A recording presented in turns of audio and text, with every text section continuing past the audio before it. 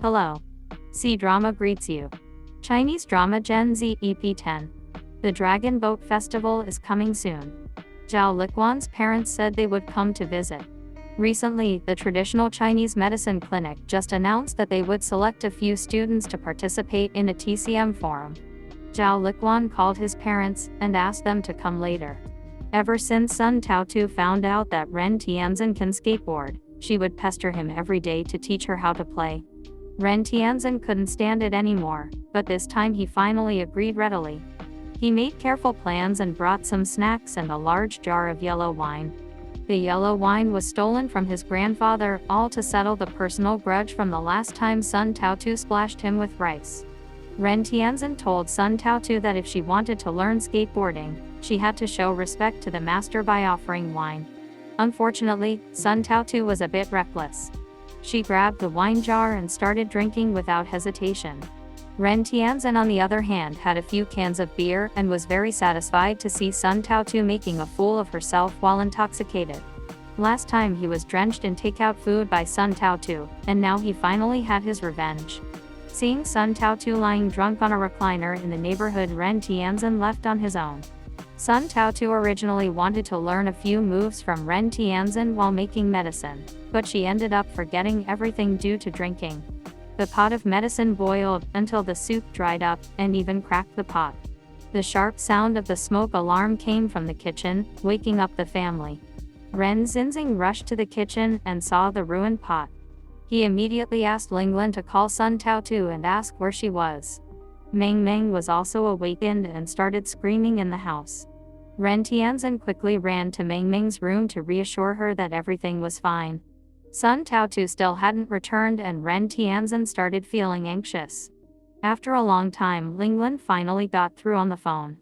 The security guard in the neighborhood said they only found the cell phone and noticed a woman's shoe by the riverbank. Due to a previous incident of someone drowning in the river, he replied in surprise that the owner of the phone might have jumped into the river. Ren Xinzheng and Linglin were shocked and hurried to the riverside to search for people. They shouted for a long time, but there was no response. Linglin carefully examined the scene and found several boxes of takeout food on a bench, a jar of yellow wine and a porcelain wine cup which belonged to their household. Based on Sun Toutou's careless nature, she wouldn't use such a nice wine cup for pouring. Finally, Ren Tianzhen found Sun Toutou in the river. Because she had drunk too much yellow wine, Sun Toutou felt uncomfortable and jumped into the river to cool down. They rescued Sun Toutou and brought her back home. Linglin privately called Ren Tianzhen into a room and sternly criticized him. Fortunately, Sun Toutou wasn't in danger that night, but if anything had happened to her, Ren Tianzhen would have to eat prison food for many years. Linglin scolded Ren Tianzhen severely, reminding him that he was the only male in the family and would have to take responsibility for the clinic in the future. He couldn't act recklessly without considering the consequences. She also solemnly warned him to maintain distance from Meng and not entertain any inappropriate thoughts. In the morning, Ren Xinzheng and the family sat together to have breakfast. They saw Sun Toutou completely exhausted, leaning on the railing and staggering down the stairs. After a night of turmoil, Ren Xinzheng asked her who she had been drinking with. Sun Toutou insisted that she was alone, repeating it 100 times. Ren Xinzheng asked her again, warning her about the consequences of being expelled from the clinic.